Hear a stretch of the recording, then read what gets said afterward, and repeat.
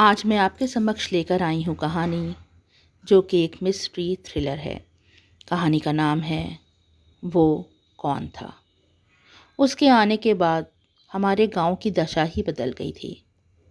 वो अच्छाई के लिए थी या बुराई के लिए ये मैं नहीं जानती, पर गांव में सब बहुत खुश थे। वो हमारे गांव का पहला डिपार्टमेंटल स्टोर था। ऐसे छोटे मोटे सामान लेने के लिए हमें साइकिल से, बस से पास के शहर जाना पड़ता। बड़ी असुविधा होती थी। लेकिन आज से 10 वर्ष पूर्व जब विक्रम ने वह दुकान गांव में खोली तो गांव वाले बहुत खुश हुए। वह बहुत ही अच्छा मिलनसार आदमी था, खुश मिजाज, सबसे अच्छे से बात करने वाला। उसने गांव वालों की बहुत मदद की थी। गांव वाले जो छोटा मोटा सामान बनाते थे वह भी अपनी दुकान पर वह हैंडीक्राफ्ट वाले सेक्शन में रखता था। हमारा गांव बहुत ही शांत एकांत गांव था। यहाँ पे कई बार टूरिस्ट अपनी छुट्टियाँ बिताने भी आते थे। तब वे इस दुकान से हमारे बनाए हुए सामान खरीदते, जिसे हमें भी 4 पैसे मिल जाते। सभी विक्रम से बहुत खुश थे। मैं विक्रम की दुकान पर एक नौकरानी के तहत काम करती थी। उसका सामान उठाना, रखना, ग्राहकों को देना, इसके बदले में वह मुझे अच्छे खासे पैसे देता था। इतने पैसे कि मैं अब शादी करके अपना घर बसा सकती थी। मैं और विनोद दोनों एक दूसरे से बहुत प्रेम करते थे। विनोद पैसे कमाने के लिए शहर गया हुआ था। अब क्योंकि मैं भी पैसे कमा रही थी तो हम भी अपना एक छोटा सा घर खरीद सकते थे। मैं बहुत खुश थी। विक्रम भाई ने मेरी बहुत मदद की थी। एक बार उनकी दुकान की साफ़ सफाई करते हुए मैं ऊपर के माले में चली गई। ऐसे ऊपर के माले में मैं कभी नहीं गई थी, मैं नीचे ही काम किया करती। ऊपर के माले में एक कमरा था जिस पे एक ताला लटका था। मैंने विक्रम भाई से कहा कि वह ताला खोल दें, मैं अंदर सफाई कर दूं। तो वो बहुत गुस्से में आ गए। ऐसे वो कभी गुस्सा करते नहीं थे। उन्होंने कहा, तुम्हें यहाँ पर इस कमरे में आने की बिल्कुल भी ज़रूरत नहीं है, सिर्फ अपने काम से काम रखो। मुझे यह बड़ा अटपटा लगा। विक्रम भाई के चेहरे का रंग ही बदल गया था। अब मुझे उस कमरे के लिए उत्सुकता बढ़ने लगी। आखिर क्या था उस कमरे में ऐसा जो वो मुझे अंदर नहीं जाने देते थे। विक्रम भाई ऊपर के कमरे में ही रहते थे। वह अपने कमरे की साफ सफाई खुद करते थे। मेरा काम सिर्फ नीचे के माले से ही था। फिर एक दिन हमारे गांव में एक बहुत बड़ी सी गाड़ी आई। उस गाड़ी में से एक बहुत सुंदर सी युवती निकली। उस युवती को मैंने देखा तो देखती ही रह गई। उनका नाम रेखावंती था। रेखावंती हमारे फिल्म इंडस्ट्री का जाना माना चेहरा थी। जैसी वो फिल्मी सितारे सुंदर टीवी पे लगते हैं, वो सामने से ही देखने पर उतनी ही खूबसूरत थी। उनके बहुत मुलायम से हाथ थे, लंबे लंबे घुंघराले बाल। जब वह उतर के विक्रम भाई की दुकान में आई तो लगा पूरे दुकान में रोशनी छा गई हो। मैं उन्हें देख के बहुत खुश हो गई। मैंने कहा, आप रेखावंती जी हैं ना? पर वो मुस्कुराई नहीं। उन्होंने कहा, मुझे तो विक्रम से मिलना है। मैंने कहा, हाँ हाँ भैया अभी आ रहे हैं। तभी विक्रम भाई नीचे आए और वो चुपचाप रेखावंती जी को लेके ऊपर के कमरे में चले गए। रेखावंती जी ने हाथ में बहुत सुंदर हीरे की अंगूठियां पहनी थीं। मैं तो उनके हाथ ही देखती रह गई थी। थोड़ी देर के बाद विक्रम भाई नीचे आए और मुझसे कहने लगे कि मैं जाके अब खाना खा के वापस आ जाऊं। मैं खाना खाने अपने घर चली गई। लगभग 20 मिनट के बाद जब मैं वापस आई तो रेखावंती जी वहाँ से जा रही थी। मेरी बड़ी इच्छा हुई कि उनसे 2 शब्द बोल सकूं। रेखावंती जी बड़ी उदास सी लग रही थीं, जैसे बड़ी बीमार लग रही हों। उन्होंने मुझे देखा तो धीमे से मुस्कुराई, अपने पर्स में से अपना एक फ़ोटो निकाला और उसके पीछे लिख दिया, मेरी तरफ से तुम्हें भेंट, और अपना हस्ताक्षर कर दिया। उन्होंने जब मेरी तरफ हाथ बढ़ाया तब मैंने देखा कि उनके हाथ में अब वो हीरे की अंगूठियाँ नहीं हैं जो वो पहन कर आई थीं। मुझे बड़ा आश्चर्य हुआ। उनकी हीरे की ये सारी अंगूठियाँ कहाँ चली गईं? तभी विक्रम भाई नीचे आए। उन्होंने कहा, हमारी इस मुलाकात के बारे में तुम्हें किसी को कुछ बताने की ज़रूरत नहीं है। तुम्हें यह फ़ोटो मिल गई है ना, इसे लो और घर जाओ और कभी किसी के सामने अपनी ज़बान मत खोलना। मैं हतप्रभ उनका चेहरा देखती रह गई। विक्रम भाई कितने खुश मिजाज थे, कितने अच्छे से बोलते थे, ना जाने क्यों आज इतना क्रोध कर रहे थे।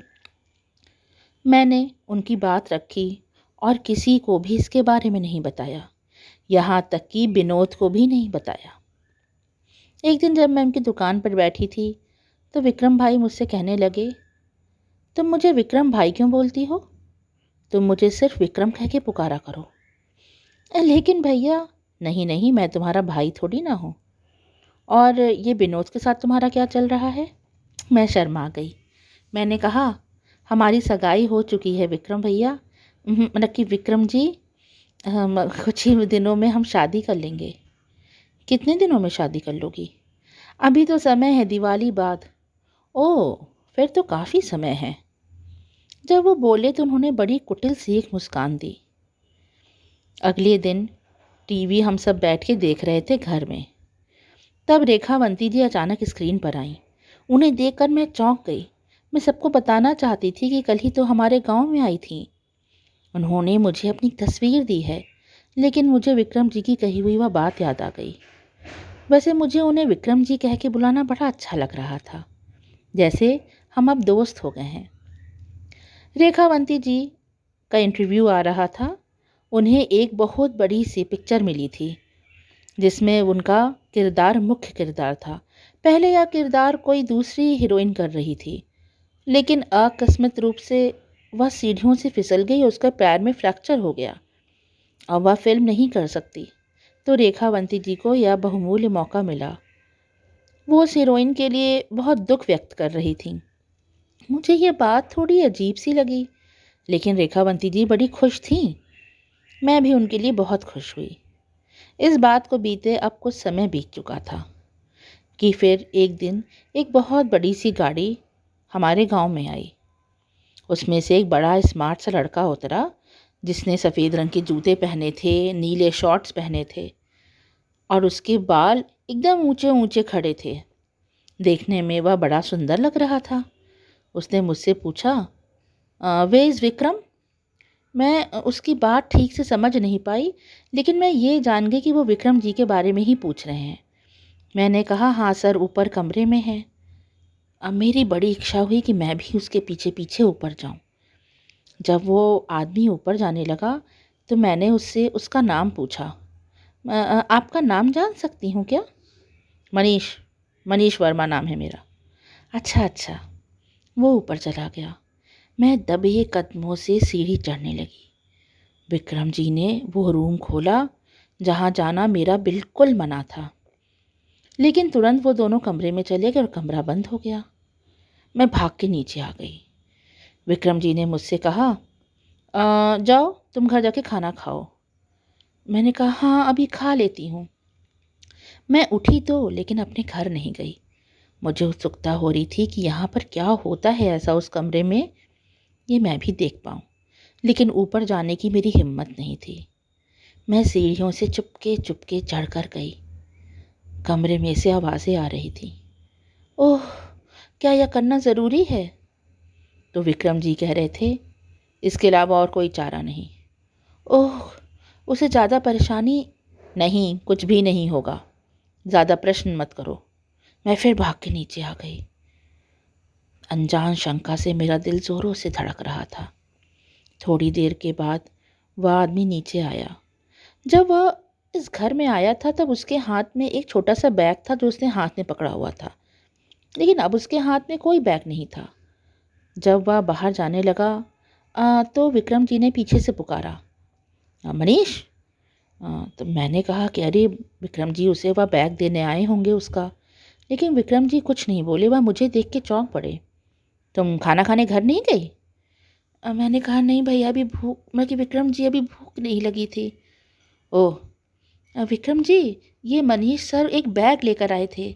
उनका बैग तो शायद छूट गया, मैं लाके दे दूँ ऊपर से? ज़्यादा बात करने की ज़रूरत नहीं है।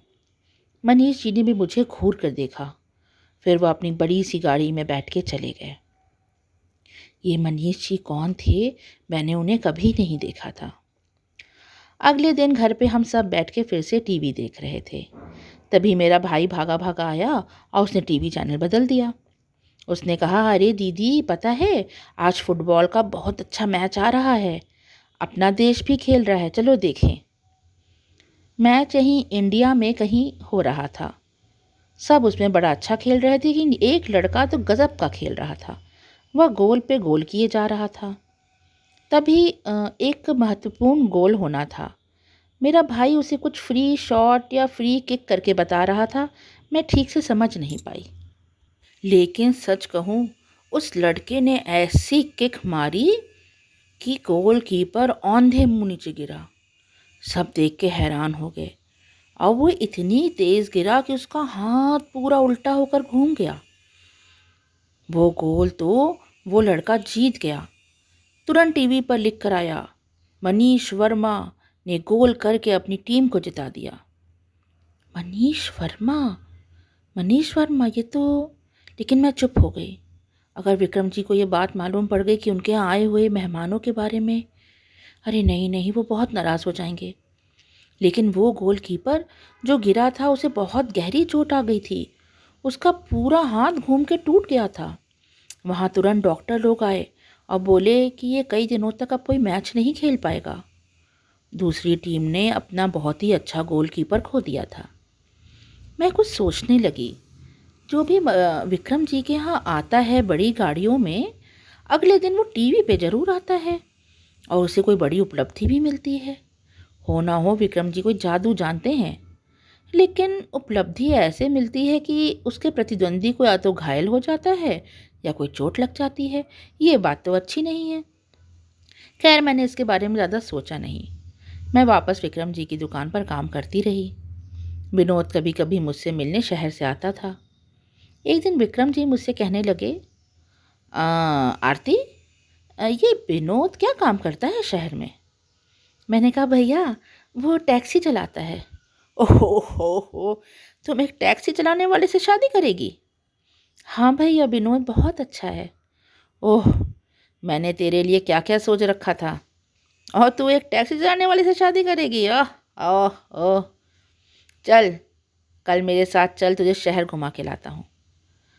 नहीं नहीं, विनोद बुरा मान जाएगा, तो उसे भी ले ले, उसे भी घुमा दूंगा। नहीं विक्रम जी, वो नहीं जाएगा। कल तू आ दुकान, हमें कुछ सामान लेने शहर जाना है, तो तू भी शहर घूम आना, देख आना विनोद कहाँ टैक्सी चलाता है। मैं शहर बहुत छोटे में गई थी और घूमने तो शायद कभी गई ही नहीं थी। मेरा बड़ा मन किया विक्रम जी की बड़ी सी गाड़ी में बैठ के हवा खाते हुए शहर जाऊं। मैंने घर में सिर्फ अपने छोटे भाई को यह बात बताई और उसे भी लालच दी थी कि शहर से उसके लिए कोई अच्छा सामान लेकर आऊँगी। वो मम्मी पापा को कुछ ना बताए। सो वह भी चुप रहा। वो दिन मेरी ज़िंदगी का बड़ा खुशगवार दिन था। बड़ी सी गाड़ी, उसके अंदर ठंडी ठंडी हवा आती थी। विक्रम जी ने मुझे बड़ा अच्छा अच्छा खाना खिलाया, आइसक्रीम खिलाई और समुद्र के किनारे घुमाने ले गए। मैंने समुद्र सच में पहली बार देखा। बहुत अच्छा दिन बीता। समय से हम वापस गांव भी आ गए। अगले दिन विनोद मुझसे मिलने आया। मैं बहुत खुश थी। मैं खुशी खुशी उसे बताने ही वाली थी, लेकिन वो बहुत नाराज़ था मुझसे। उसने कहा कि तू विक्रम जी की गाड़ी में बैठे कहाँ घूम रही थी? मैं बिल्कुल सन्न रह गई। विनोद को तो सब मालूम पड़ गया। उसने कहा, हाँ, कल मैं किसी काम से गांव से आ रहा था तो मैंने बस में से देखा कि तुम उनकी एसी गाड़ी में बैठी ठंडी ठंडी हवा खा रही थी। मैं गरीब हूँ ना, इसीलिए तुम विक्रम जी के संग घूमने गई थी। नहीं नहीं विनोद, ये बात नहीं है। और दुकान का सामान, चुप रहो। मुझे बेवकूफ़ समझ रखा है। अगर तुमने ऐसी हरकत दोबारा की तो मैं भूल जाऊंगा कि हमारी तुम्हारी सगाई हुई थी। अरे तुम मुझे बता के भी जा सकती थी। तुम छुपा के गई थी ना। पापा मम्मी को भी तुमने कुछ नहीं बताया था, मैंने उनसे पूछा था जाके। हाँ लेकिन मैंने चिंटू चिंटू चिंटू को बताने से क्या होगा? देखो आरती, मुझे ऐसे भी तुम्हारे वो विक्रम जी बिल्कुल पसंद नहीं हैं। अगर अगली बार तुम इस तरह से उस आदमी के संग घूमने गई तो मैं भूल जाऊंगा कि हमारी सगाई हुई थी। और तुम्हारे माँ बाप से मैंने कल तो कुछ नहीं कहा, आइंदा से सब कुछ बता दूंगा। विनोद उससे नाराज़ होकर चला गया। मैंने बहुत आवाज़ दी लेकिन वो रुका नहीं। मैं उदास होके वापस दुकान पर काम करने चली गई। तो विक्रम जी मेरे पास आए और बोले, क्या हुआ आरती? विनोद बड़ा गुस्सा था तुमसे? मैंने अपने आंसू पोंछ लिए। तुम भी आरती, किसके लिए परेशान हो रही हो? टैक्सी ड्राइवर के लिए? तुम समझ नहीं पा रही, तुम्हारे आगे खुला आकाश है, मैं हूँ, फिर तुम्हें क्या परेशानी है? मैं उनकी बात समझ नहीं पाई।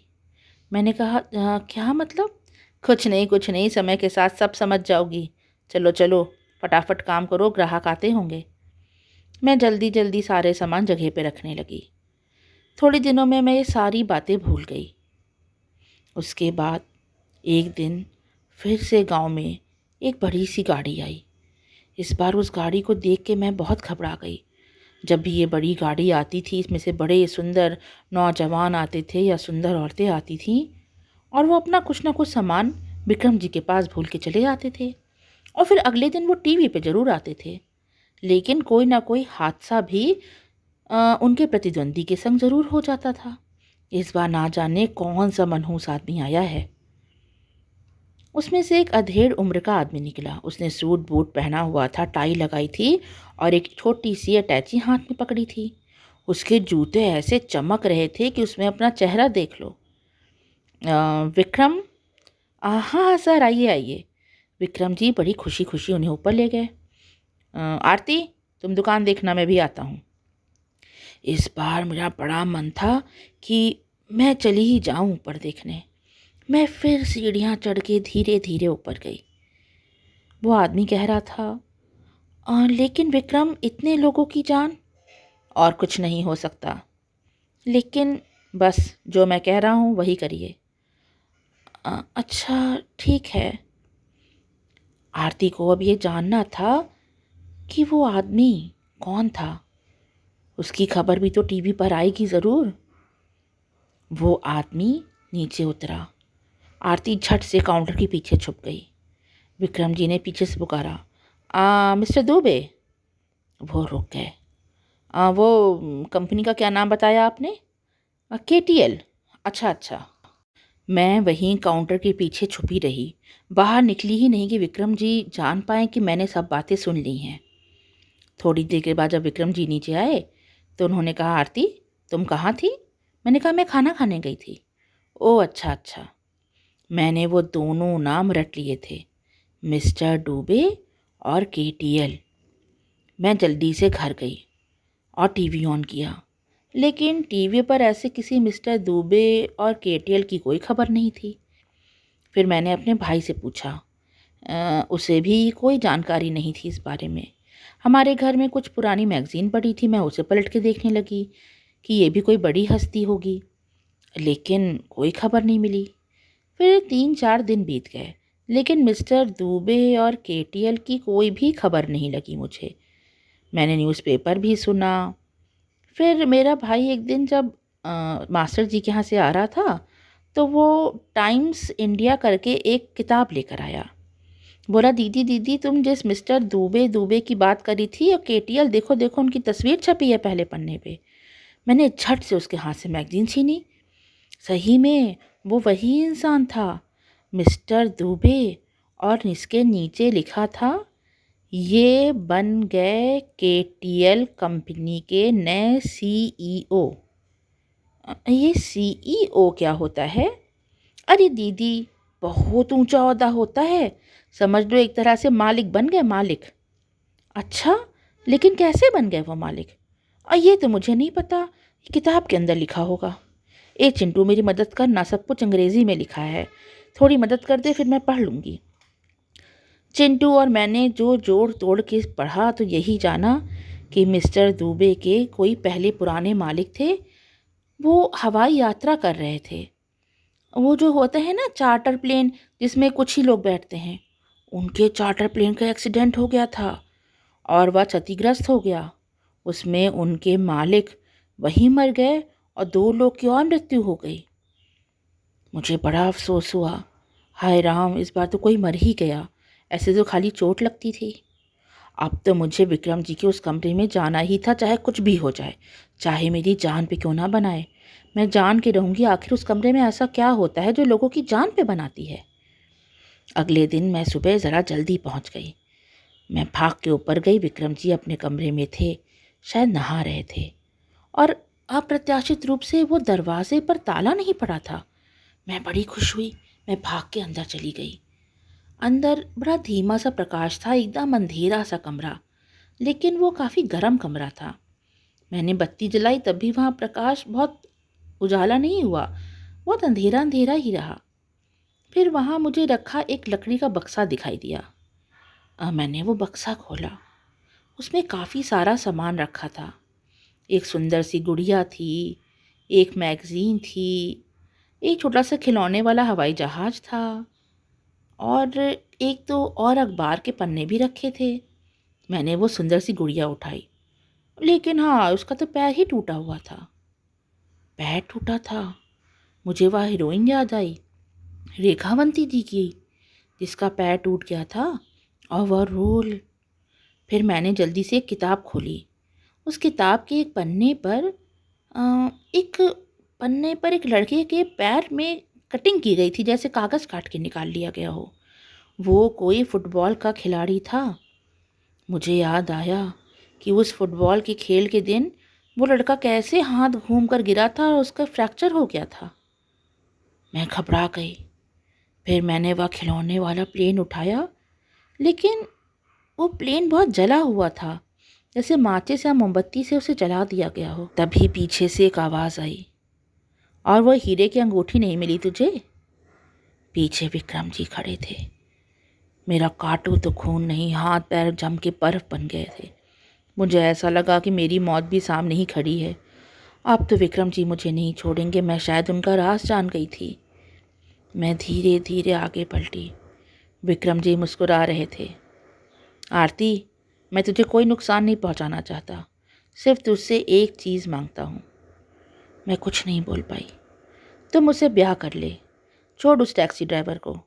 मैं चाहता हूँ कि ये जो मेरी शक्ति है, तो समझ गई होगी ना, मेरे अंदर बहुत बड़ी शक्तियाँ हैं, मैं कुछ भी कर सकता हूँ। तुझे हीरे जवाहरात से लाद दूंगा, तुझे पूरी दुनिया की सैर कराऊंगा। तो बस मुझे प्यारे प्यारे 2 बेटे दे देना। मैं अपनी विरासत उनको देना चाहता हूँ। तुम मेरे बारे में अब सब जान चुकी हो, तो तुम अपने बच्चों को यह विरासत सीखने से नहीं रोकोगी? क्यों नहीं रोकोगी ना? मैं घबरा गई। मैंने कहा, आप क्या कह रहे हैं?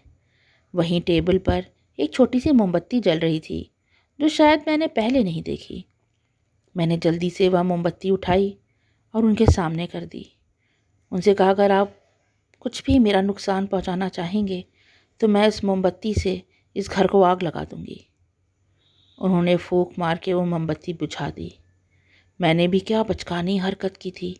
इतने बड़े शक्तिशाली आदमी के सामने एक मोमबत्ती लेकर खड़ी थी।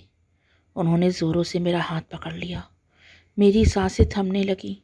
मैंने उन्हें कहा, विक्रम जी मुझे छोड़ दीजिए, मैं आपके साथ ब्याह नहीं करूंगी। आप अच्छे इंसान नहीं हैं। आप पैसे के लिए लोगों की जान लेते हैं। मुझे ऐसे पैसे नहीं चाहिए। ने मुझसे कहा, आरती, तुम मेरा आखिरी सहारा हो। मेरी अब धीमे धीमे उम्र बढ़ रही है।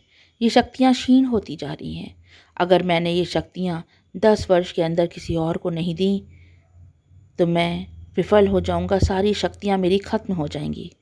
आरती, मेरा कहना मान लो। मैं सिर्फ तुम्हारे लिए ही इस गाँव में हूँ। सिर्फ इसीलिए मैंने तुम्हें इतने छोटे काम के लिए भी 5,000 रुपये महीने दिए। आरती, मैं तुमसे प्यार करने लगा हूँ। नहीं विक्रम जी, यह प्यार नहीं है। मैं जानती हूँ आप मुझसे सिर्फ अपना उल्लू सीधा करना चाहते हैं। आप मेरा फ़ायदा उठाना चाहते हैं। आपको लगता है मैं गांव की भोली भाली बेवकूफ़ लड़की हूँ। मैं गांव की लड़की हूँ, लेकिन बेवकूफ़ नहीं। मैं सब कुछ जान चुकी हूँ और गांव वालों को भी सब कुछ बताऊँगी। क्या बताओगी? सब बताऊँगी। कहते हुए मैं वहाँ से ज़ोरों से भागी। इतनी तेज़ भागी कि सीढ़ियाँ कब मैंने पार कर ली, कब मैं सड़क पर आ गई, मुझे कुछ पता नहीं चला। मैंने अपने माँ बाप को, अपने अड़ोसी पड़ोसी सबको उनके बारे में बताया कि विक्रम जी अच्छे इंसान नहीं हैं, वह लोगों की जान लेते हैं। मेरे कहने पे ना जाने कैसे गांव वालों ने मेरी बात मान ली और मेरे साथ साथ विक्रम जी के घर तक आए। लेकिन जब तक हम लोग उनके घर पे पहुंचे पूरी दुकान और घर में आग लग चुकी थी। मुझे लगा कहीं विक्रम जी अंदर जल के मर ना गए हों। मैं उनसे नफरत करती थी, लेकिन उन्हें पुलिस के हवाले करना चाहती थी, उन्हें जिंदा जला के मारना नहीं चाहती थी। तभी मैंने देखा विक्रम जी ऊपर सीढ़ियों पे खड़े हैं, अपने कमरे के बाहर। वो अपनी बाहें फैलाए हैं, अब मुझे अपनी तरफ बुला रहे हैं। मैं ना चाहते हुए भी जैसे उनकी तरफ जाने लगी। मैं आग के बीच से पार होते हुए दुकान के अंदर जाने लगी। अगर गांव वालों ने मुझे पकड़ के पीछे खींचा ना होता तो उस आग में जल के मैं भी राख हो जाती। शायद विक्रम जी यही चाहते थे। थोड़ी ही देर में पूरा घर धू धू करके जल गया और विक्रम जी भी शायद उसमें जल के राख हो गए। उसके बाद उनके बारे में ना किसी ने सुना ना देखा, ना उनकी अस्थियां मिली, ना उनका जला हुआ शरीर उस घर से मिला। वो कौन थे, कहाँ से आए थे, क्यों आए थे, उन्होंने इतने लोगों के साथ बुरा क्यों किया, ये आज तक एक राज बना हुआ है। ये कहानी यहीं ख़त्म होती है। कहानी अगर अच्छी लगी हो तो इसे लाइक करिए और ऐसे ही कहानियाँ सुनने के लिए इस चैनल को सब्सक्राइब करिए। Thanks for listening. बाय।